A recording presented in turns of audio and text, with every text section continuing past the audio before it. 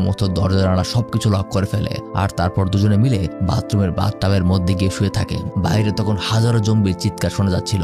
যদি ঘরের ভেতর থেকে সামান্য পরিমাণ শব্দ বাইরে যায় তাহলে সেই সমস্ত জম্বি তাদের বাড়িতে আক্রমণ করবে, তাই দুজনে এতটাই ভয় পেয়ে আছে। পরদিন সকালে রবার্ট রুটিন অনুযায়ী তার এক্সারসাইজ শুরু করে আর তার সাথে স্যামও সেই রুটিন ফলো করে।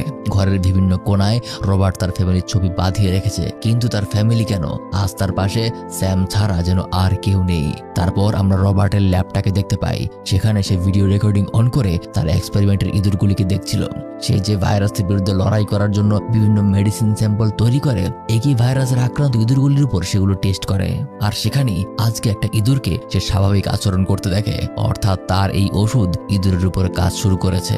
অর্থাৎ এরপর তাকে এখন সরাসরি কোনো জম্বির উপর তার এই এক্সপেরিমেন্টটা করতে হবে, আর জম্বির উপর কাজ করলেই সে সফল। তবে তার আগে আজকে সে আবারও শিকার করতে